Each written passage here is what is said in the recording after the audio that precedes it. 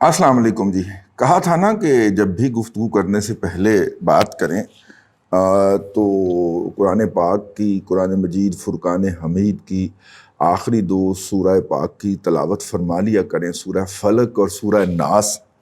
تو آپ نے نہیں کی، تو جب وہ نہیں کی تو پھر اس کے نوسط زدہ اثرات آنا شروع ہو گئے. حکومت نے پیٹرولیم کی قیمتوں میں اضافہ کر دیا ہے.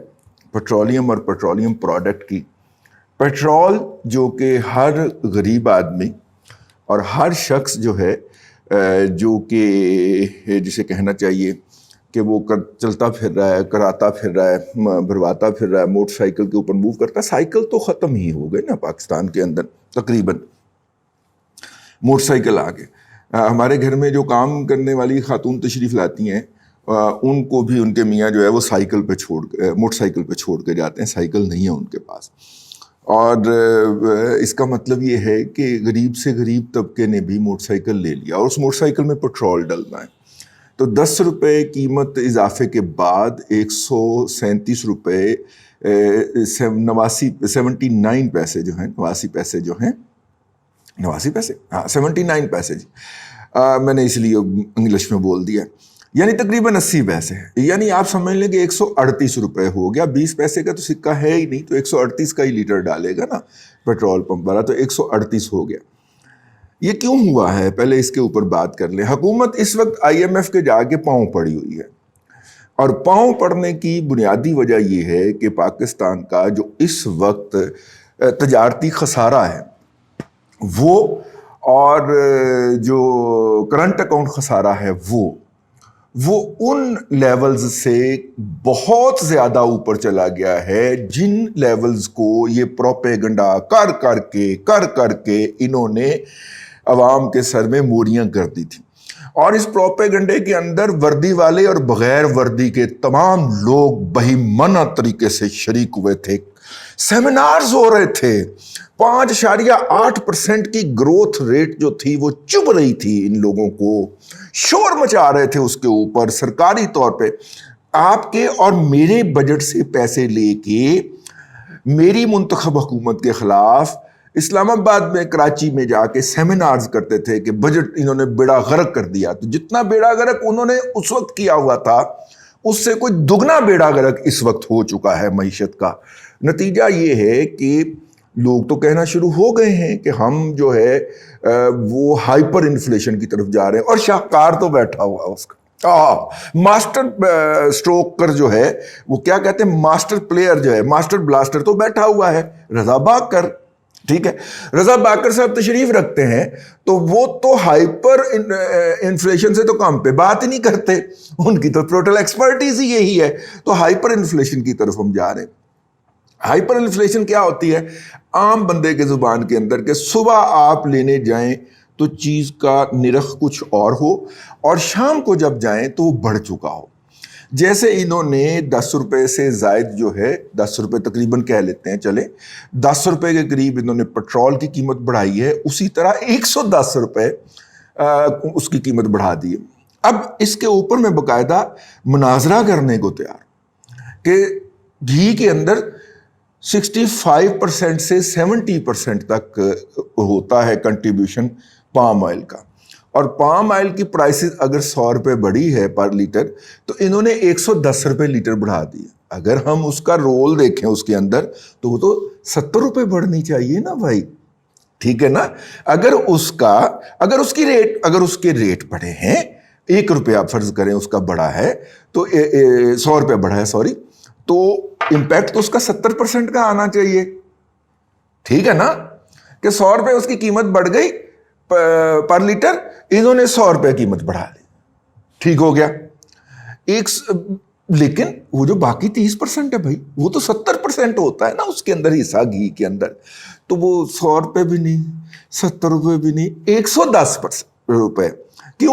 کیونکہ گھی بنانے والوں کے چینل ہوتے ہیں اور وہ چینل حکومت کے حق میں بہو کرتے ہیں، تو ان کو تو سپورٹ کرنا ہے. یہ تو مافیاز ہیں، اور مافیا جو ہوتے ہیں وہ سارے ہمارے ساتھ ہوتے ہیں. ٹھیک ہے، ٹی وی چینل ہوتے ہیں. ٹھیک ہو گیا. تو ان کو سپورٹ کرنا ہے جی, تو سپورٹ کے لیے انہیں کہا لٹ لو جو کچھ لٹنا ہے جی. تو انہوں نے 70 روپے جو بڑھنے تھے انہوں نے 110 روپے بڑھائے. خیر 110 روپے اللہ بخشے کسی زمانے کے اندر, کوئی پرانا زمانہ نہیں, ہم اپنے لڑکپن اور یونیورسٹی کی بات کر رہے ہیں. اس زمانے میں جتنے کا گھی ہوتا تھا اس سے 3 گنا قیمت, اس سے 3 گنا اماؤنٹ کا اضافہ ہو رہا ہے. مثلا ہمیں یاد ہے کہ ہم یونیورسٹی دور کے اندر 8 روپے کا لیٹر پیٹرول ڈلوایا کرتے تھے, تو اب ماشاءاللہ 10 روپے اضافہ ہوا ہے. ٹھیک ہے, اسد عمر کو تو خودکشی کر لینی چاہیے بیچارے کو, میں اسے بیچارہ ہی کہتا ہوں. لمبے کی عقل عربی کا محاورہ. ٹھیک ہے آگے چلتے ہیں یار. عربی سے ایک اور بات بھی یاد آئی, اس کے اوپر بھی معذرت کرنی ہے. خیر انہوں نے وہ کر دیا جی, پیٹرول کی قیمت بڑھا دی. کیوں بڑھائی؟ اب سوال یہ پیدا ہوتا ہے کیوں بڑھائی. اس لیے بڑھائی کہ ہم IMF کے پاس گئے ہوئے ہیں, اس وقت مذاکرات جاری ہیں. ہمارے فنانس منسٹر جو ہیں وہ IMF کے سالانہ اجلاس کے اندر شرکت کرنے کے لیے سرکاری خرچے پہ امریکہ تشریف لے کے گئے ہوئے ہیں, اور وہاں پہ وہ جا کے ان کو کہہ رہے ہیں کہ بھائی جان اگر آپ نے ہاتھ کھینچ لیا اور یہ جو معطل ہوا ہے آپ کا ہمارے ساتھ جو ہے وہ ایگریمنٹ معطل کر دیا تھا نا کرونا آنے سے پہلے, اگر آپ نے اس کو بحال نہ کیا تو اس کے نتیجے میں ہماری تو تباہی اتر جائے گی. تو وہ کہتے ہیں کہ بھائی جان یہ آپ نے جو لکھ کے دیا تھا کہ آپ یہ کریں گے, یہ کریں گے, یہ کریں گے, یہ کریں گے, جس کے اندر 30% گیس کی قیمت میں اضافہ تھا, $1 پر لیٹر کے اوپر ریٹ لے کے جانا تھا, تو ان میں سے آپ نے کوئی کام بھی نہیں کیا. تو آپ یہ کام کرائیے تو ہم آپ سے بات چیت کر لیتے ہیں. تو اب ان کو سپورٹ دینے کے لیے اب ہوا کیا ہے, ہوا یہ ہے کہ لمحہ موجود میں پیٹرول کی قیمت 150 روپے لیٹر ہونی چاہیے تھی, لیکن کیا کریں, رضا بکر ڈالر بڑھا کے اوپر لے گیا, تو اب 172 کہتے ہیں وہ کہتے ہیں 170 کے اوپر تو آپ کو قیمت ہونی چاہیے. اب 150 اس وقت لمحہ موجود میں عملی طور پہ قیمت ہو چکی ہے, کیونکہ 12 روپے سرکار آپ کو سبسڈی بھی دے رہی ہے.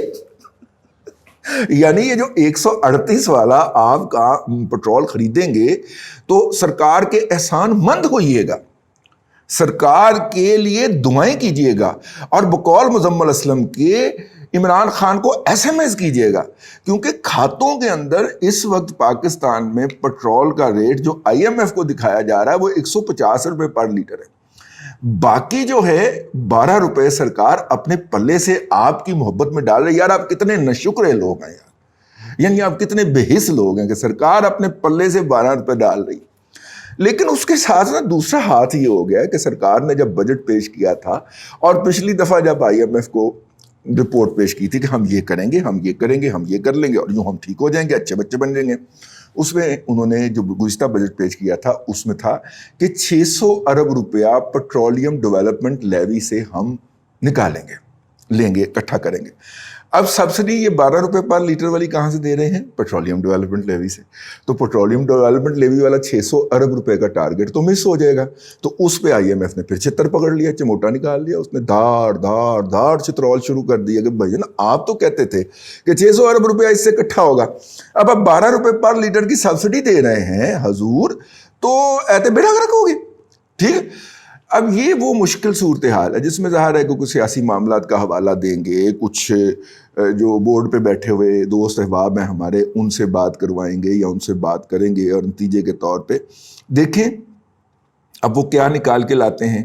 زیادہ انٹرسٹ ان کا نہیں ہے, سرکار ان کو منتخب نہیں کروا سکی, اور وہ بھی ذرا دل گرفتہ ہیں. فنانس منسٹر صاحب ہمارے, ان کو منتخب کروا کے سینیٹر بنوانا تھا نا, تو وہ نہیں کروا سکی. اب وہ میرا مطلب ہے کہ یکم سے جو ہے وہ نہیں ہے فنانس منسٹر, ایڈوائزر واپس ریورٹ.